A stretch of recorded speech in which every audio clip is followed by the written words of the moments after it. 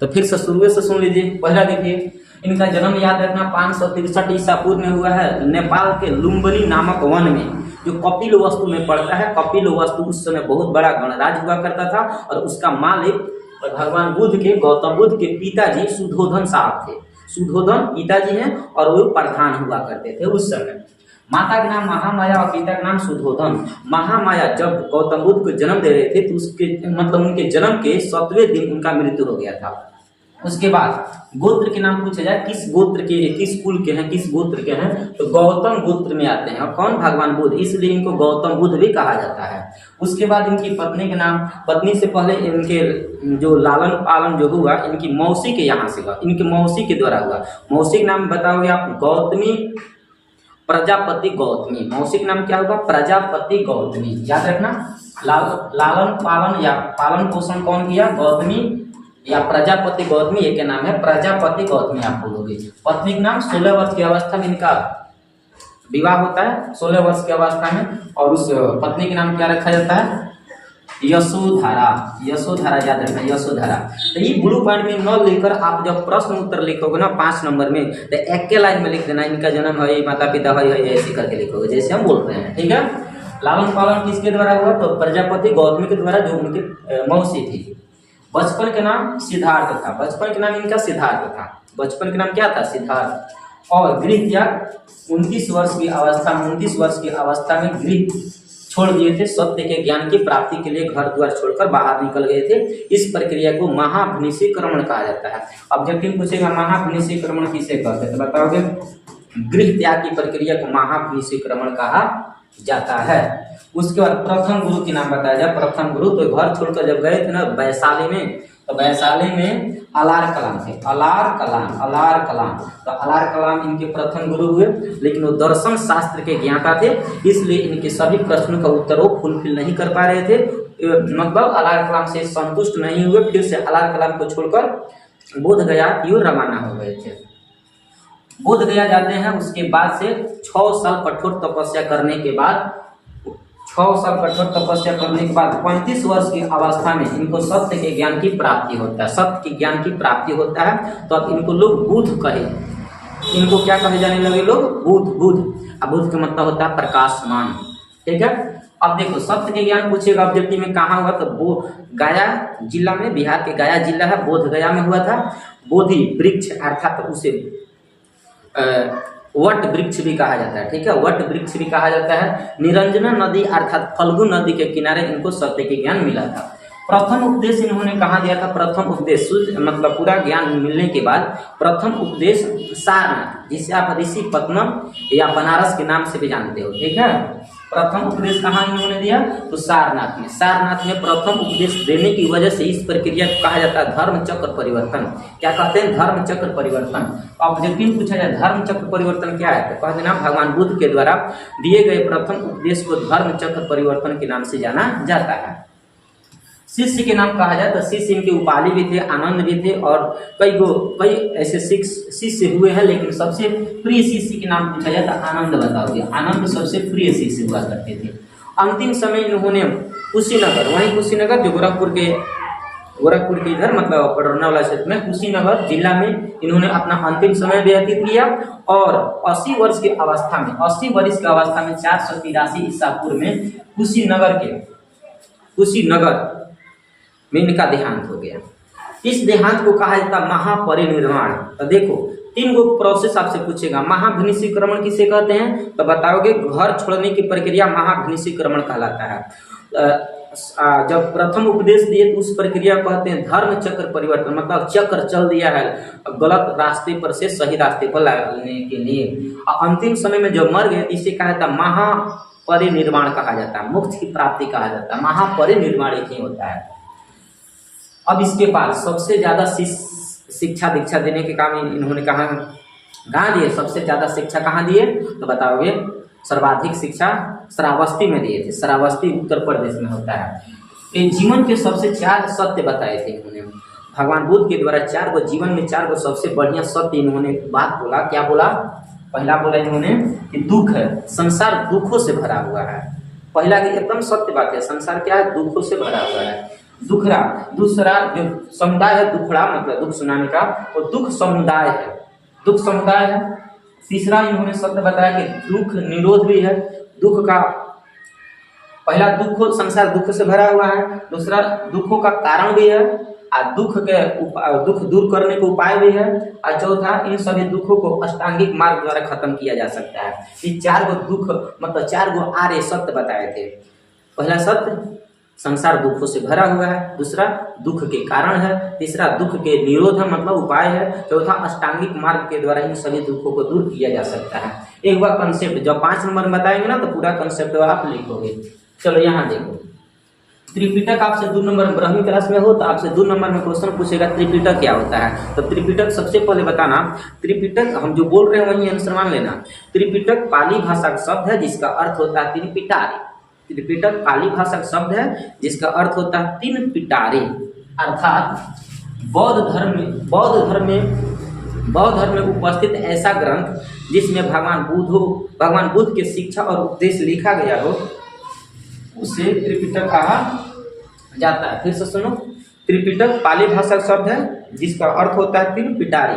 तब बताओगे अर्थात बौद्ध धर्म में उपस्थित ऐसा ग्रंथ जिसमें भगवान बुद्ध के शिक्षा और उपदेश लिखा गया हो उसे त्रिपिटक कहा जाता है। त्रिपिटक 3 प्रकार का होता है। त्रिपिटक 3 प्रकार का होता है। पहला सुत्त पिटक, दूसरा विनय पिटक और तीसरा अभिधम पिटक। तो अब लिखना 1 नंबर हेड डालकर, सुत्त पिटक आनंद के द्वारा लिखा गया है जिसमें बौद्ध उपदेश के बारे में जिसमें बौद्ध उपदेश लिखा गया है। दूसरा हेडिंग डालोगे विनय पिटक, यह उपाली के द्वारा लिखा गया है जिसमें संघ, जो बौद्ध धर्म में संघ चलता था ना, संघ अनुयायियों के संघ, वहीं संघ के आचार नियम के बारे में बताया गया है।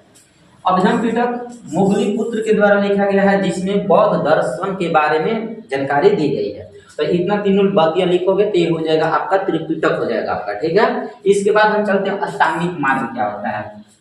भगवान बुद्ध के द्वारा दुख को दूर करने के लिए 8 को नियम बताया गया था जिसे कहा जाता है अष्टांगिक मार्ग। अष्टांगिक मार्ग मतलब 8 रास्ता पर 8 अष्टांगिक मतलब अष्ट प्लस अंगिक प्लस मार्ग, 8 अंगों पर चलने वाले जो मार्ग होता है ना अष्टांगिक मार्ग होता है। परीक्षा में आपका बिहार बोर्ड में 2 नंबर में पूछेगा कि इन्हीं 4 अष्टांगिक मार्ग को लिखें, तो कौन इसमें से लिख देना। पहला सम्यक दृष्टि मतलब सम्यक मतलब साफ सुथरा देखो, सम्यक संकल्प, सम्यक वाक, सम्यक कर्म, सम्यक जीविका, सम्यक व्यायाम, सम्यक समृद्धि, सम्यक समाधि। ये 8 गो अष्टांगिक में से कौनो 4 गो लिख देना, बोर्ड में 2 नंबर के काम हो जाएगा। इसके बाद देखो बौद्ध धर्म, जब भगवान बुद्ध की मृत्यु हो जाता है 483 ईसा पूर्व में, तो उसके बाद से बौद्ध धर्म के संगीति का स्थापना होता है। बौद्ध धर्म के संगीति का मतलब होता है बौद्ध धर्म के बैठक, जिसमें बौद्ध धर्म का प्रचार प्रसार किया जाएगा, इसके लिए बैठक होता है, ठीक ना। जैसे आजकल देख रहे हो कि शिव चर्चा होता है ना, शिव चर्चा का बैठक होता है जिसमें हिंदू धर्म में शंकर भगवान के या फिर शिव को पूजा जाता है, उनका प्रचार प्रसार किया जाता है, उनका मान सम्मान किया जाता है, आदर सत्कार किया जाता है। उसी प्रकार बौद्ध धर्म को प्रचार प्रसार करने के लिए बौद्ध संगीतियाँ बैठाई जाती थी। पहला आपसे पूछेगी, इसमें याद रखना 2 नंबर में ऑब्जेक्टिव पूछ लेता है, तालिका से 2 नंबर आता है, 1 से 2 नंबर ऑब्जेक्टिव के बोला जाता है। तो सबसे पहले याद रखना बौद्ध संगीतियाँ 4, हालांकि हुई थी 6 गो लेकिन मुख्य रूप से बारे में 4 गो काफी है। बौद्ध संगीतियाँ 4 गो आप पढ़ोगे। पहला प्रथम संगीति 483 ईस्वी में, दूसरा 383, तृतीय 251, चतुर्थ 7200 ईस्वी में। ये ईस्वी में है अर्थात आप कह सकते हैं 21वीं शताब्दी में। तो ये डेट कभी कभी इधर उधर हो सकता है लेकिन एनसीईआरटी के अनुसार लिखा गया, इस पर आप अमल रख सकते हैं। तो 483 में प्रथम बौद्ध संगीति, इसका कहाँ हुआ था? राजगीर में। आपसे क्वेश्चन पूछेगा प्रथम बौद्ध संगीति कहाँ हुआ था, तो आप बताओगे राजगीर में। दूसरा, उस प्रथम बौद्ध संगीति के राजा कौन था? अजातशत्रु। किस वंश के था? हर्यक वंश के। उसका अध्यक्ष कौन था? महाकश्यप। तो 1 से 4 बनेगा। फिर से सुनो, प्रथम बौद्ध संगीति कब हुआ? 483 में, 483 ईसा पूर्व में। दूसरा कहाँ हुआ? तो राजगीर में। कौन राजा था? तो राजा था अजातशत्रु, कामना वंश के था, हर्यक वंश के। उसका अध्यक्ष कौन था? महाकश्यप। 5 गो हो रहा है, बैठक में 5-5 गो प्रश्न, तो 4 गो बैठक में 5 को 20 गो प्रश्न होगा। दूसरा बैठक कब हुआ तो 383 ईस्वी में, और 383 कहाँ हुआ, वैशाली में। कहाँ हुआ, वैशाली में। और तीसरा कि राजा कौन था, कालाशोक, किस वंश से था, शिशुनाग वंश के। उसके बाद से कहाँ बैठक हुआ था, उसका अध्यक्ष कौन था, मुगलीपुत्र कौन था, शुभकाम था, शुभकाम। मौलिपुत्र को तीसरा में है, शुभकामी दूसरा में है। तीसरा बैठक आपसे पूछा है, तृतीय बैठक दूसरे काम में पटना में हुआ था। अशोक राजा था, मौर्य वंश के था, और मुगलीपुत्र उसका मतलब अध्यक्ष था। चतुर्थ बैठक 72 ईस्वी में, इसे आप 21वीं शताब्दी भी कह सकते हो। अब कुंडलग्राम जम्मू कश्मीर में इसका बैठक हुआ था, और उस समय राजा था कनिष्क, और ये कुषाण वंश के राजा था। और वसुमित्र, इसमें 2 अध्यक्ष बनाया गया था, एगो अध्यक्ष एगो उपाध्यक्ष। अध्यक्ष थे वसुमित्र और उपाध्यक्ष थे अश्वघोष, क्योंकि ये भारी भरकम बैठक था, इसलिए 2 आदमी को बनाना पड़ा। यहाँ तक हो गया। इसके बाद हम आगे बढ़ते हैं। अब यहाँ से देखो, अब इसके बाद ना आपसे प्रश्न पूछेगा।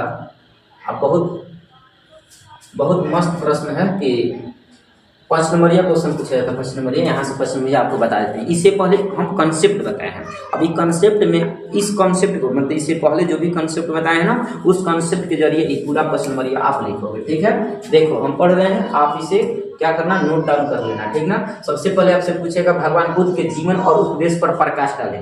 अगला लिख देगा प्रकाश डालें, तो भगवान बुद्ध के जीवन और उपदेश पर प्रकाश डाले क्वेश्चन पूछेगा, तो आप सबसे पहले इनका सिद्धार्थ का जन्म लिख देना, मतलब ये जन्म लिख देना यहाँ तक जितना हम कंसेप्ट में बताए ना पूरा लिख देना। देखो हम जो पढ़ेंगे ना एकदम ऐसा लगेगा तो सब मतलब पीछे के स्लाइड में सब बता दिया गया है, तो ऐसा ही फील होगा। देखिए एक बार, भगवान बुद्ध जिनका असली नाम सिद्धार्थ गौतम भी था, सिद्धार्थ गौतम था, असली नाम सिद्धार्थ और गौतम था, बचपन के नाम। जन्म लगभग 563 ईसा पूर्व में लुम्बिनी, वर्तमान नेपाल के एक राजवंश में हुआ था। उनके पिता राजा सुधोधन थे और माता महामाया थे। एकदम हम परिचय बता दिए हैं। सिद्धार्थ का विवाह यशोधरा से हुआ था। उनके एक पुत्र हुआ जिनका नाम राहुल था। हालांकि युवा सिद्धार्थ ने अपने महल के बाहर के जीवन के दुखों को देखा जब उन्होंने 4 दृश्य देखे। जब वो घर से बाहर, जब बाल्यावस्था में थे ना, तो घर से बाहर 4 गो दृश्य देखे थे। वहीं 4 गो दृश्य के कारण खोजते खोजते इतना डूब चुके थे कि इनको पता ही नहीं चला कि हम किस ओर जा रहे हैं। और दूसरा बात, उन सभी दृश्यों के आंसर पाने के लिए एकदम बेताब थे। पहला, एक वृद्ध व्यक्ति देखे, मन में एक क्वेश्चन आ गया कि लोग बूढ़े क्यों होते हैं। दूसरा, एक रोगी देखे, तो मन में भी क्वेश्चन आ गया रोग आदमी को क्यों होता है, बीमार लोग क्यों पड़ते हैं। तीसरा, एक मृत व्यक्ति गुजरा, तो इनके मन में आया कि लोग मरते क्यों हैं। चौथा, एक सन्यासी गुजरा, तो इनके मन में आया कि लोग सन्यासी क्यों बनते हैं। ये 4 गो दृश्य इन्होंने देखा। इन्हीं 4 गो दृश्य का आंसर पाने के लिए बेताब थे, कहीं आंसर नहीं मिल रहा था, इसलिए सत्य के ज्ञान की ओर निकल पड़े। आगे, इन दृश्यों ने सिद्धार्थ को जीवन की अस्थिरता और दुख के वास्तविक स्वरूप का एक एहसास कराया। 29 वर्ष के आयु में सिद्धार्थ ने अपने राजसी जीवन त्याग दिया और सच्चाई की खोज में घर छोड़ दिया। फिर से लाइफ भाग लिया गया।